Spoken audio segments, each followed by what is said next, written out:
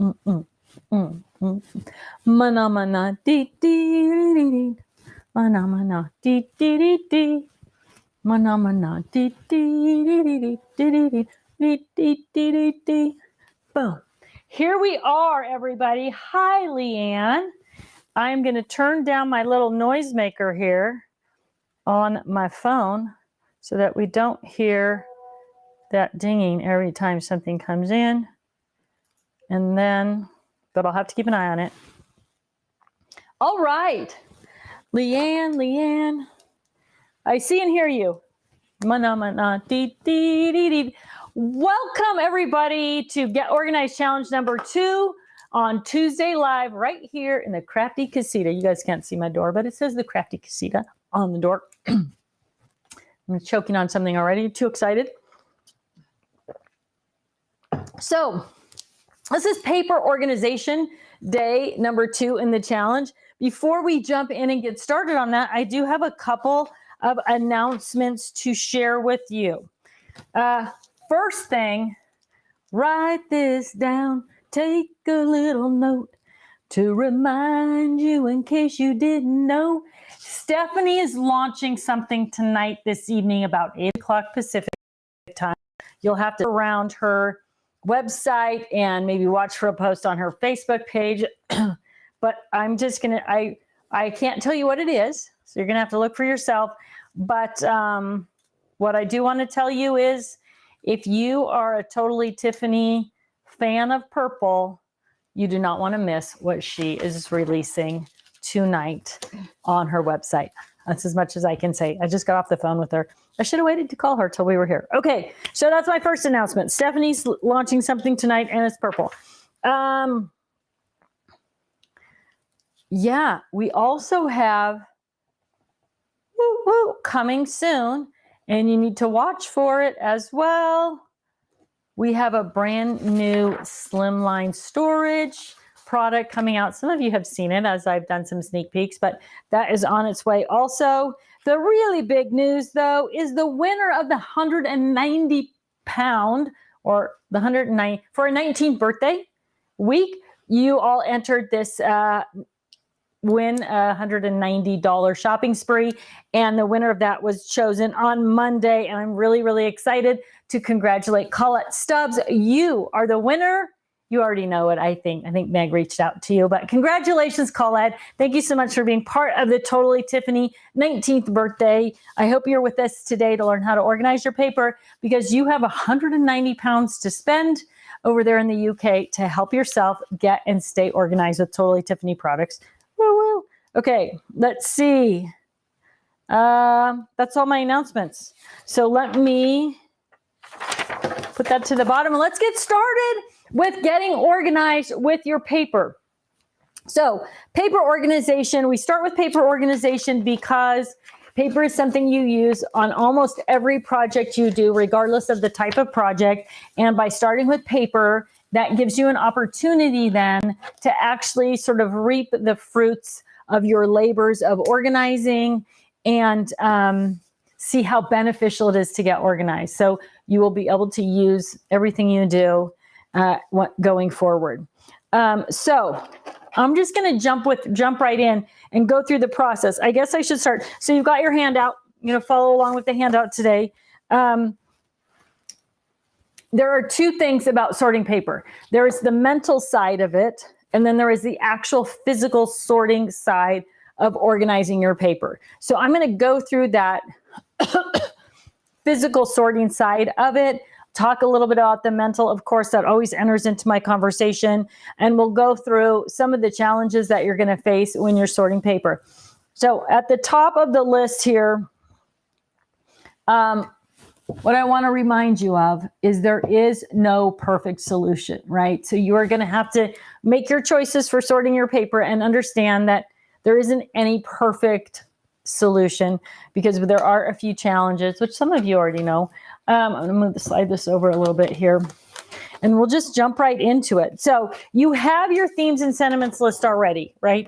You made your themes and sentiments list. So in order to organize your paper, you can do it vertically or you can do it flat.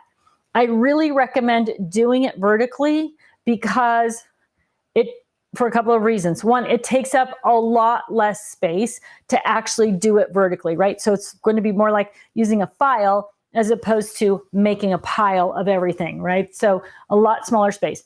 If you don't finish the organizing project when you're doing it vertically, you have a lot less to move out of the way. So if you're doing it somewhere on the dining room table and it's time to eat dinner, it's easy to move it out of the way and finish it. Whereas if you've got it spread out all over the floor or the table, which is what I did initially, it takes up a lot more space and it's a lot harder to clean up. And then what happens is your brain goes, oh, that didn't work. And you want to come up with something else rather than stick to your 4-section system program. So go vertical. Now I am using our cardboard paper storage boxes. These are available on our website. They're also available at Hobby Lobby. I will just come right out and be honest with you and say, Hobby Lobby discontinued the Totally Tiffany brand, and they have the exact same thing in their own brand. So it's still going to work great. So if you need, if you need something to organize your paper, the Hobby Lobby boxes will work just fine. The thing I like about these is they're inexpensive, which means you can use them for sorting and organizing. So even if you're not using them for permanent storage, right? Most of my stuff is in our paper handlers because they're more sturdy. You can just fold them up and put them away till the next time you need to sort and organize something. So not only paper, but you might be using it to sort and organize project pieces and that type of thing. So Hobby Lobby does have them. They are also available on our website as well.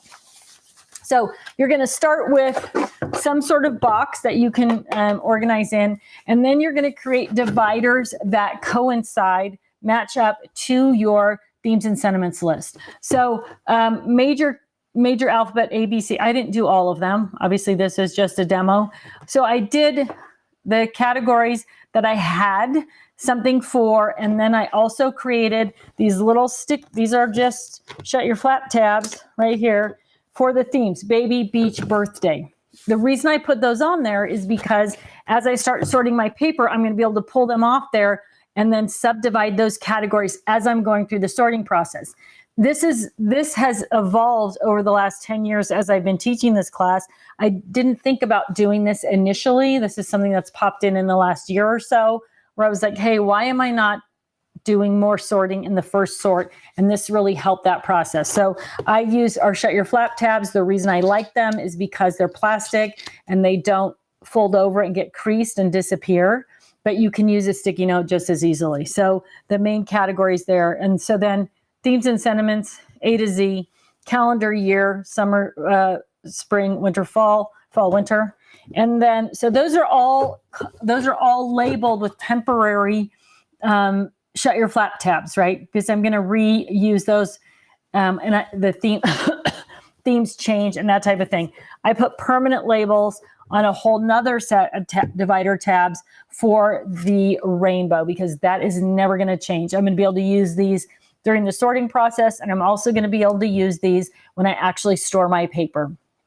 These are our paper storage box dividers.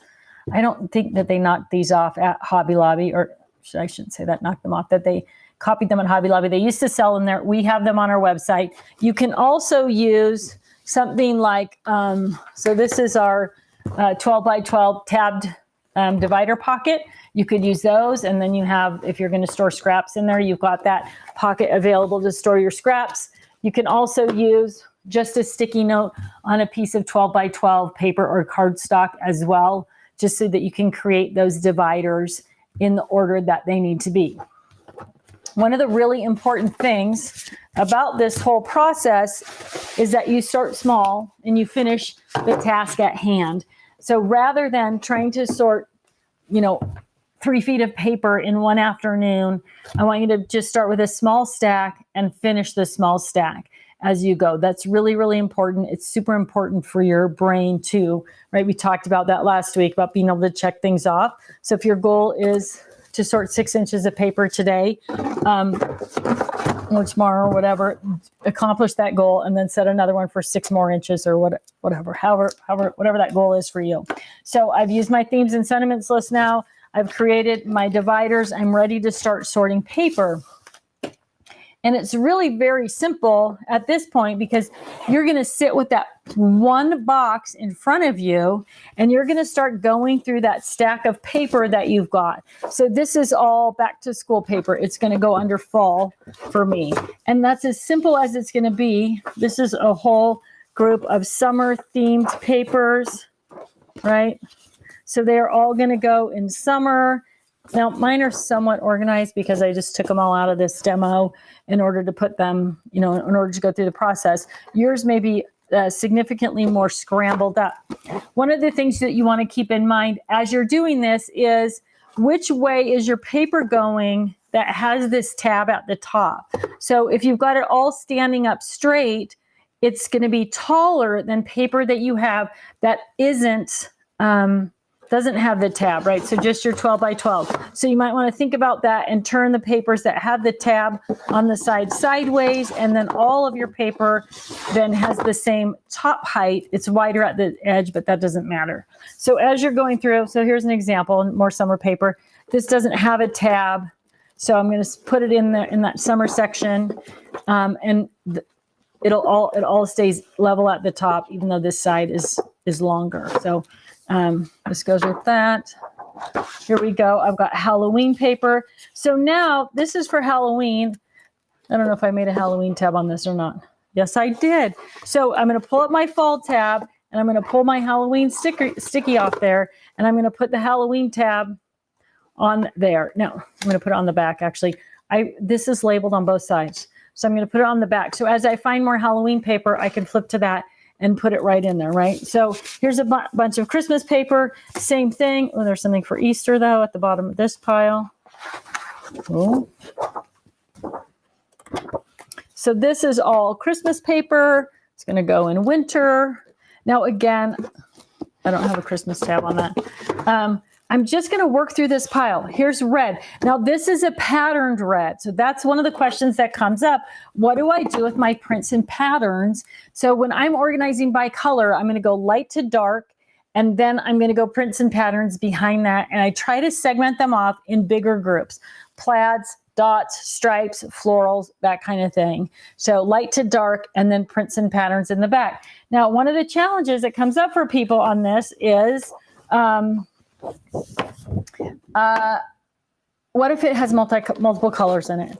And that is one of the biggest challenges with organizing your paper, is what do I do with things that have multiple colors? And you just have to choose the color you like the best, the thing that pops out to you, what you're most likely to use, what's your gut on it, what do you like best about that paper, and then file it in that color group, right? One of the beautiful things about getting your paper organized, especially vertically, is that you can literally thumb through forward and thumb through backwards. So if it's double-sided, and you can get an eye on all of the different paper pretty quickly because of vertical storage. That makes it simple.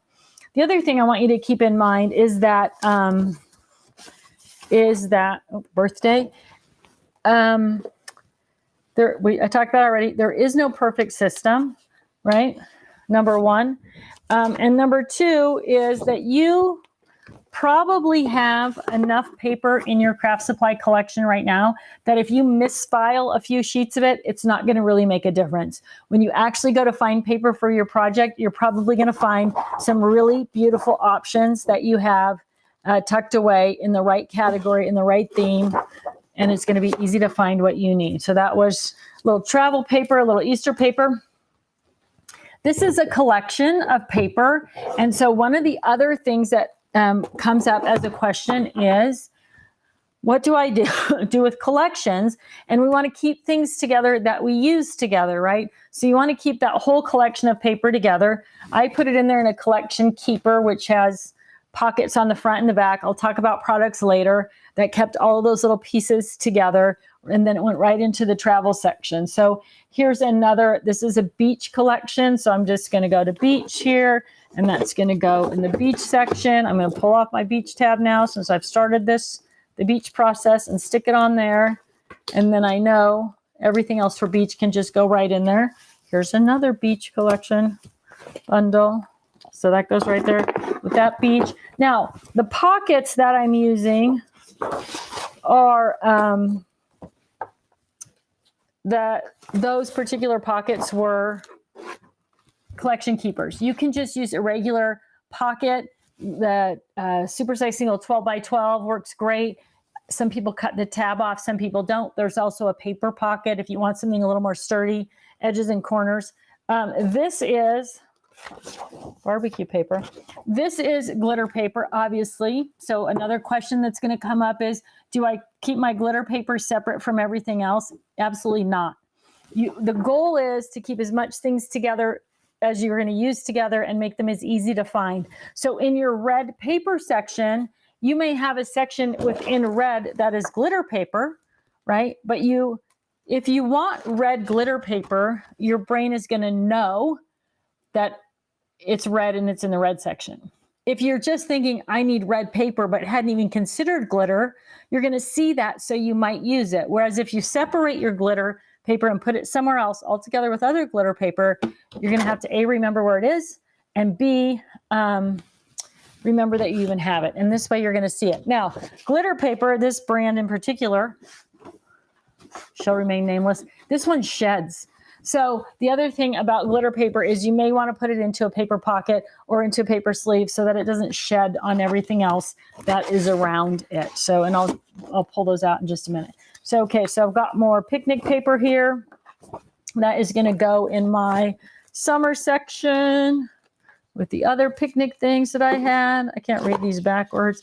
Uh-oh, here comes Petey. Here comes Petey. Oh, and I put that in the wrong way. So I'm going to turn that sideways. Red dots. So those are going to go in the back of my red section. Red stripes also going to go in the back of red by group. And here I am back to beach paper. So that's going to go into my beach section. So you can see how quickly I'm just going through my pile of paper here and identifying what it is and what group it belongs with. So here's red. So this is one I actually pulled out. So this is a whole pile of red distressed paper. So you can add, again, a little sticky note back here in red. That's where all the distressed papers are in the red section. So now as I'm going through, here we go, red dots. I had some other red dots in here. As I'm going through, I'm labeling things as I go, but I'm just working really quickly through the whole process. Got red floral, red dot here, more beach paper here. I have a lot of beach stuff. I need a beach vacation, apparently. Oh, speaking of vacation, so I know Susie's in. So here's a vacation, a travel paper, right? It's a die cut around the edges. You want to keep things like that protected so you don't damage the edges and corners. So this is a paper pocket, and that's going to help keep that. So I'm going to go to the travel section here, and I'm going to drop this in for travel. Now, again, as you're working through this process, you're going to come up with things on your list, or you're going to find things that weren't on your list, and you're going to realize some of the things that you put on your list are not at all the things that you thought they were, or you don't craft about those things. So changing up those names. So you may have V for vacation and T for travel. Some of you, me in particular, that's all one category for me. It's all in one place. So you might want to think about that. The more stuff that you can keep together and have access to, the better. Then we're going to talk about things like, this is a kitchen collection from Cartabella. Now, if you keep your papers or your products grouped together by manufacturer, by brand, and you like that, you still want to have a representation of that in your 4-section system so that you can remember that you have it and that you want to use it.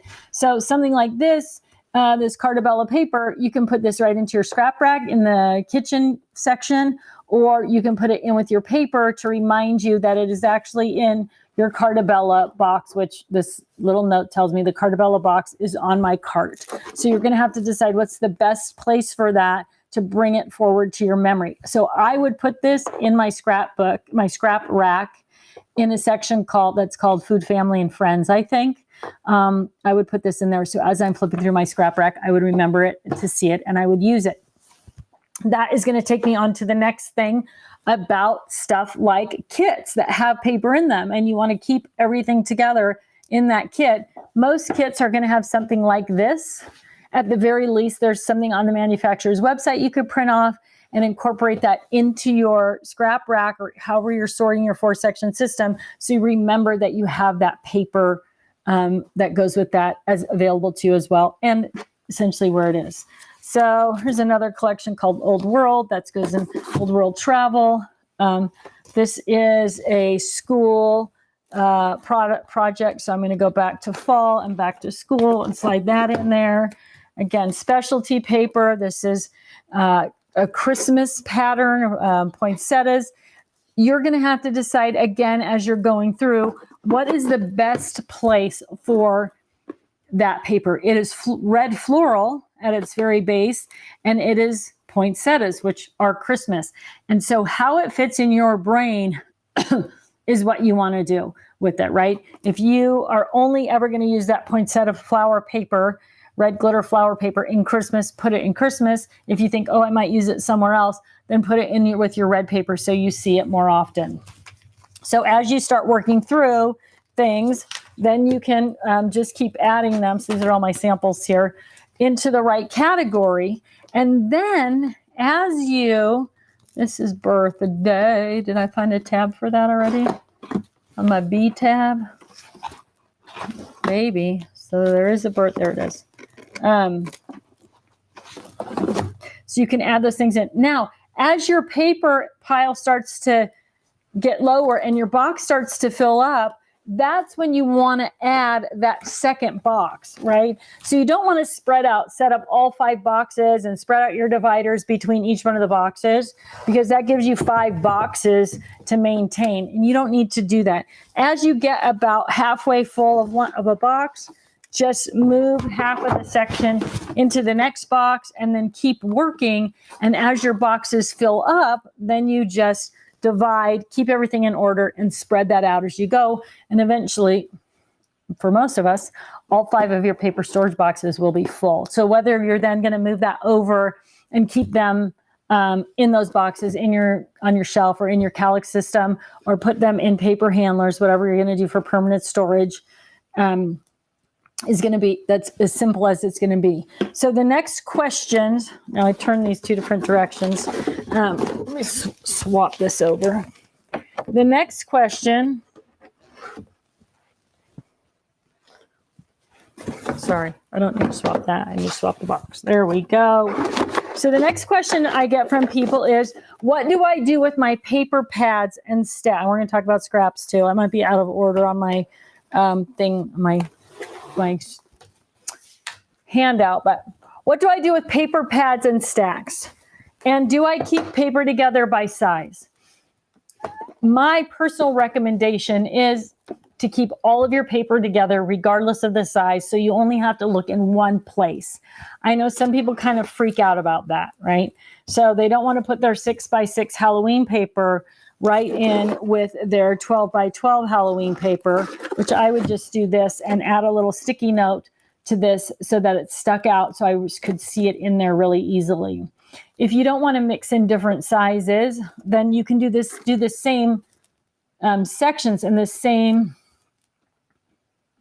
labels and put them as close together as possible. So you may have all of your 6x6 paper on a short shelf, and right below that, all of your 12x12 paper. And you can say, okay, I want to work on Halloween, so I'm going to grab my fall paper box off the shelf, the small box, and I'm going to grab my big box, so I have both my sizes together at the same time. So regardless of whether you put everything together or you separate it by size, you want to stick with those same labels and keep everything in the same area so you can pull it all out at the same time when you're looking for those particular things. So that's the number 1 question. Number 2 question, what do I do with my paper pads and stacks?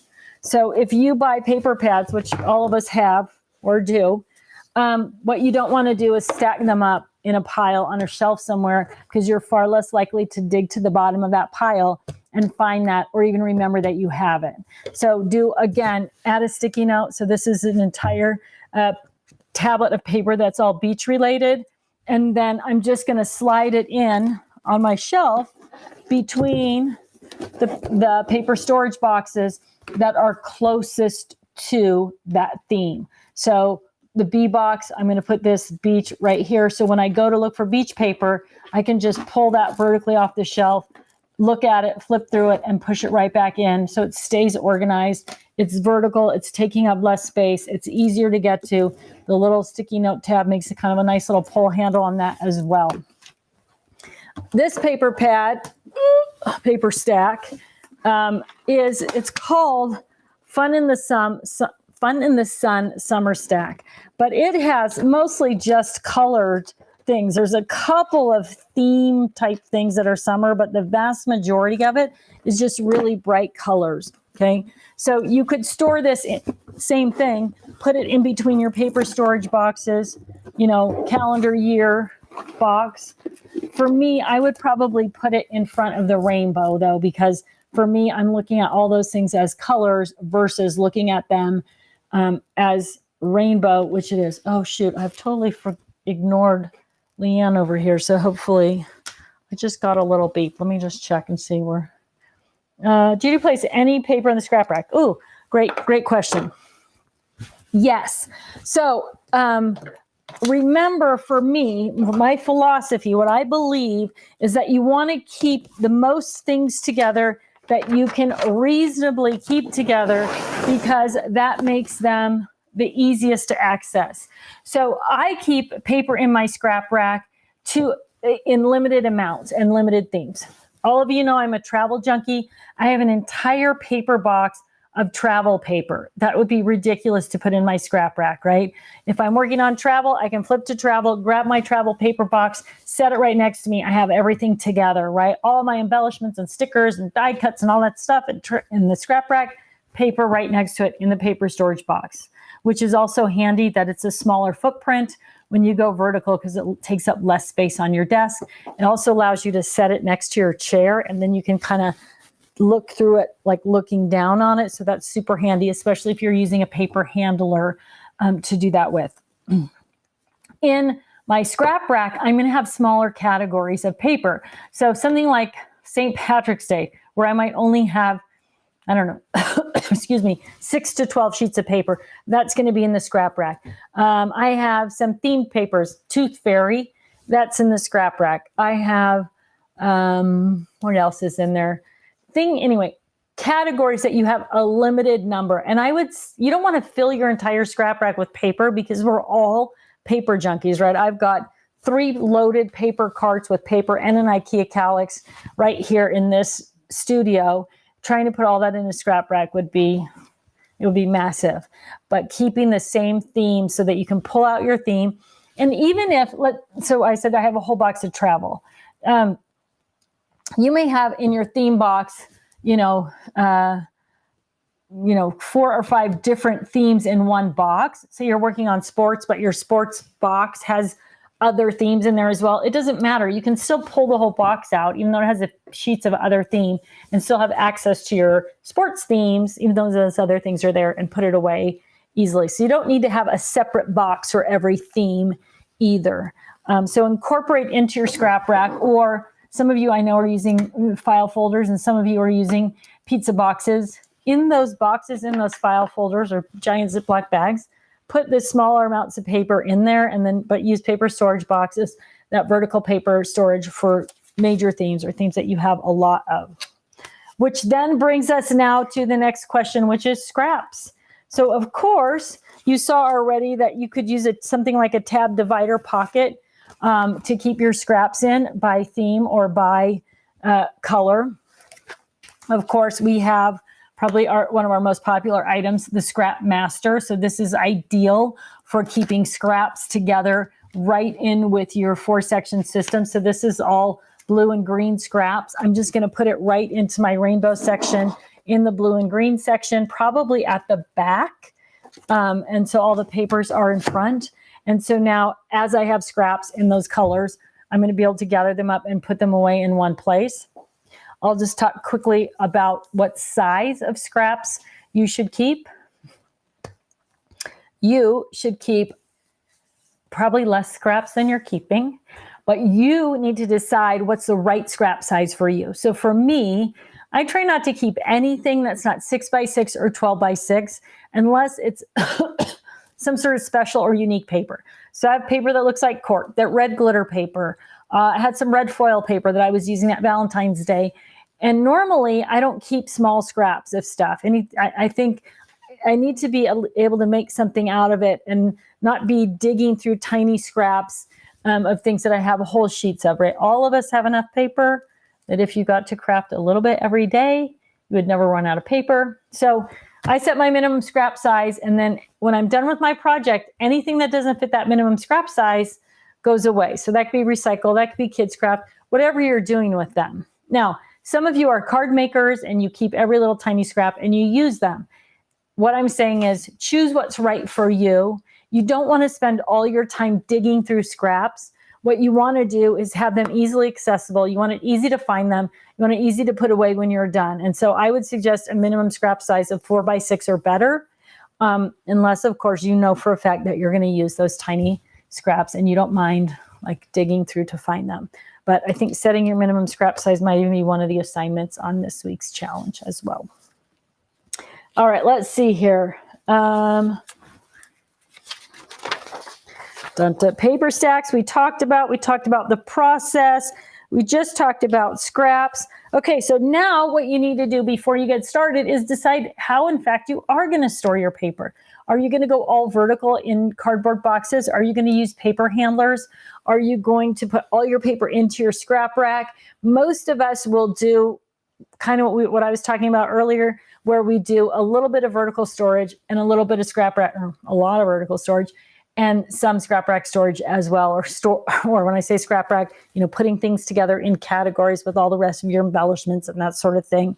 So there's probably going to be a mix there. So choosing how you're going to do it to move forward is the next step. And then you're just going to get started, my friends, right? So this is your opportunity. If you have any questions, I know Susie's scanning the chat right now to see if there are any questions. They're getting answered. Okay, good. Perfect.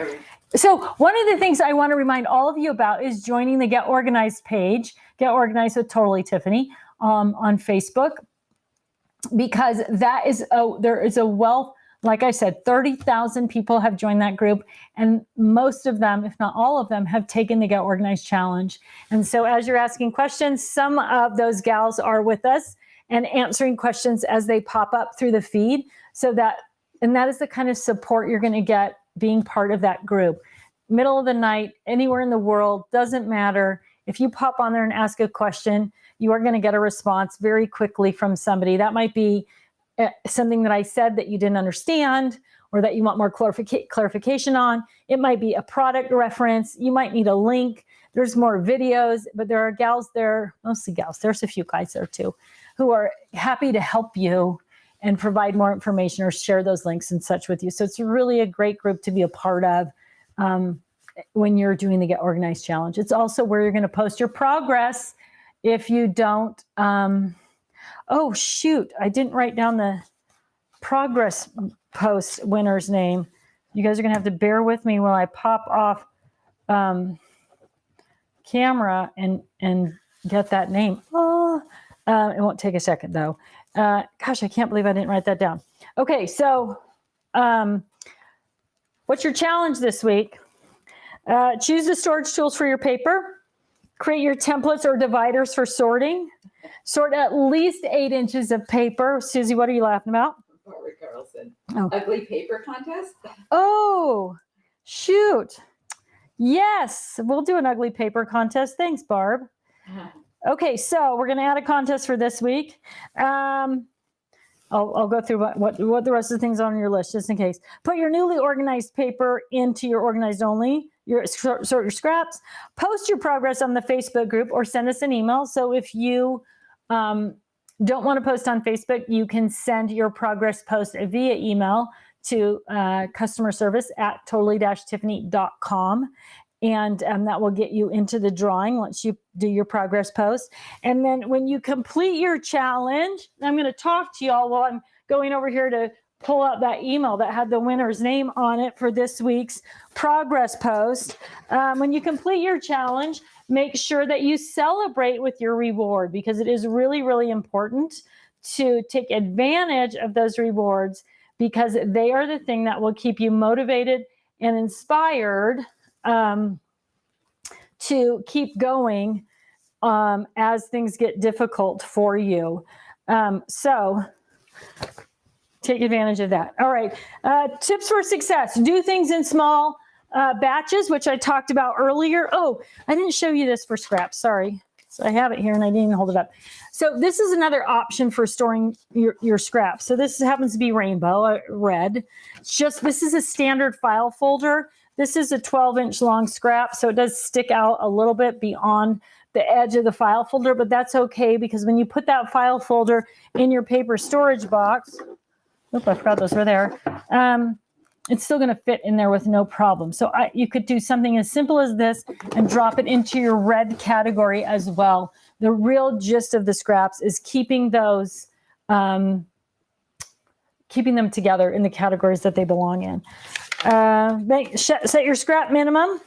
If you're using paper storage boxes and dividers to sort, use sticky notes to label your dividers and sort in natural light whenever possible, because then you'll really be able to see what color those things are. So our quote for the week, start small and start now, is all about doing a small stack at a time and then doing another small stack so that you can have that success as you move through the process.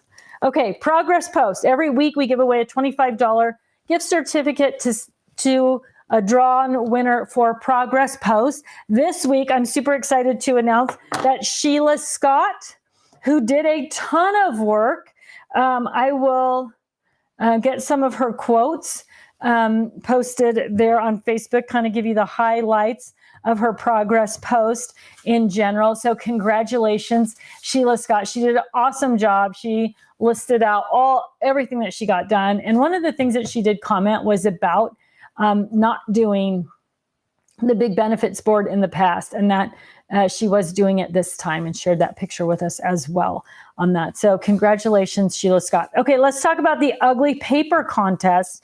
As you go through and start sorting and purging your paper, if you post up in the Get Organized Challenge, Get Organized with Totally Tiffany page, your ugly paper, the ugliest sheet of paper that you have in your collection. Now, I need to preface this by saying this is subjective. What one person finds beautiful, someone else might find as ugly. And so please don't take offense if you find something beautiful that somebody else said, this is the ugliest piece of paper that I have. It's my contest entry, right? There will be, trust me, lots of things that we agree on as being ugly, and some of them usually are quite old. But I know sometimes people get like, I don't think that's ugly. This is a personal choice. It's your personal choice for what you think is the ugliest piece of paper in your collection. So post it up there, and then we will have a prize for the ugliest piece of paper as well. I'm not sure what that'll be, but probably something to help you organize your paper, I'm guessing. And we will announce that winner next week. And so this ugly paper contest, and thank you, Barb, for bringing it up, because it wasn't on my list at all, but it's really fun.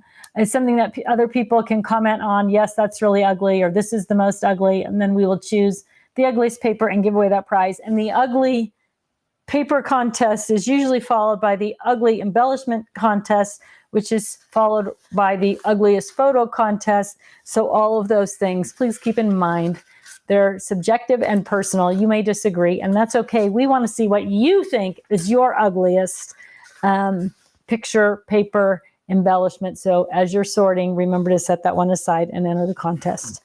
Okay, unless there are questions that are not answered, I think we're ready to wrap up. I will just talk really quickly about the paper storage products that, sorry, I'm trying to keep an eye on Leanne here, but I think, this is a great question. Where does black and white fit in the rainbow? So the rainbow, Roy G. Biv, red, orange, yellow, green, blue, indigo, violet, does not include black, white, metallic, tan, brown, those colors. So you do definitely want to add those in to your rainbow section. So I usually have black, white, metallic, and depending on how much metallic you have, you may have, gold, rose gold, copper, bronze, whatever, subdivided in that metallic category. And then of course, the brown, tan, I just call that neutrals. And so brown, tan, gray, can all kind of go together there. Some people put gray in with their black and white, but those are all colors that you want to be ready to sort and organize as you're going through your dividers. So great question, and thanks for reminding me of that as well. As you're setting up your rainbow, make sure you're including those colors into the rainbow as well. All right, so products that we offer at Totally Tiffany. I'm just going to show you a few of the paper products things. You've got your whole list here, and at the end of the list of different paper products that are available are some, there's a couple of tips there, different things here, but here at the bottom, there is a link to our new online catalog. So these products are all generally linked right on your handout if you saved it on your computer, but the catalog also has everything linked there as well, with some video links and that type of thing too. So if you want more information, you can use the catalog. If you haven't downloaded the catalog and put it on your desktop, it makes a really great reference for when you're kind of thinking, well, what do I need? What does this come in, or what size does it come in? And then you can go from there. This is the super size single pocket. This works great for storing things like glitter, vellum, those types of papers that you want to protect a little bit. It will fit in the paper storage box with this tab. The tab kind of bends a little bit. I know a lot of people like to cut that tab off when they're using it in their paper storage boxes, but it will fit with the tab. So this will hold up to 20 sheets of paper, 10 sheets of cardstock. So if you've got a bunch of glitter paper, a bunch of vellum or something like that, it'll fit in there. This is the paper, this is the side loader single. So this is a 12 by 12 pocket page that loads in and out the side. Most often used in your scrap rack, right, for easy side loading. It can be used in the paper storage boxes, but you do definitely have to cut off the tab on this one to make it fit properly.